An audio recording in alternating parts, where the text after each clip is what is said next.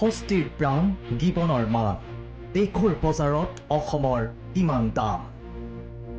হাতত ৰং তুলিকালৈ পুনৰ প্ৰতিবাদ চিত্ৰশিল্পী মাৰ্চেল বৰুৱাৰ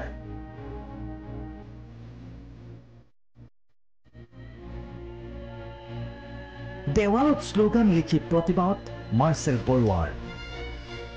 হস্তিৰ প্ৰাণ গিবনৰ মান দেশৰ বজাৰত অসমৰ কিমান দাম এই শ্লোগানেৰে যোৰহাট জিলাৰ দেৱালত চিত্ৰ অংকন কৰি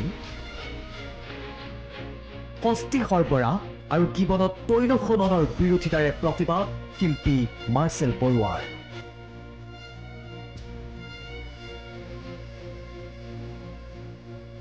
অসম গৌৰৱ যোৰহাটৰ ফুলুঙাপাৰ স্থিত গিবন অভয়াৰণ্যত বেদান্ত গ্ৰুপে তৈল খনন কৰাৰ অনুমতি পোৱাৰ পাছতেই সৃষ্টি হৈছে সৰ্বত্ৰ প্ৰতিক্ৰিয়া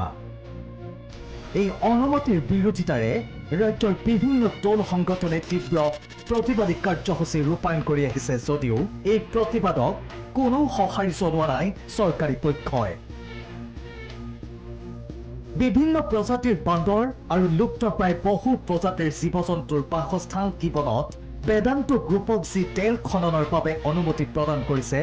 তাত জৈৱ বৈচিত্ৰ্যলৈ ভাবুকি অহাৰ আশংকা সৰ্বত্ৰ যাৰ বাবে এই খনন প্ৰক্ৰিয়াৰ বিৰোধিতাৰে প্ৰতিবাদ সাব্যস্ত দল সংগঠন তথা প্ৰকৃতিপ্ৰেমীৰ চিত্ৰশিল্পী মাৰ্চেল বৰুৱাইও চিত্ৰ অংকনেৰে প্ৰতিবাদ সাব্যস্ত কৰি কয় ছবিৰে প্ৰতিবাদ কৰিলে যদি পুনৰ জেল যাব লাগে তেন্তে জেল যাবলৈও কুণ্ঠাবোধ নকৰো আজি বাৰ্তাটো হৈছে হাতী যে লৈ গৈ আছে তাক লৈ আৰু গিবনক লৈ এই দুটা ইছ্যুক লৈ পেলাই মই আঁকিছোঁ আৰু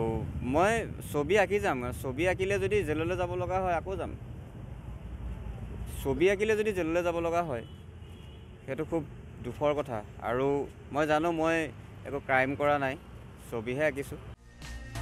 প্ৰশ্ন হয় স্থানীয় সচেতন ৰাইজ প্ৰকৃতিপ্ৰেমী তথা চিত্ৰশিল্পীৰ এই প্ৰতিবাদৰ ভাষা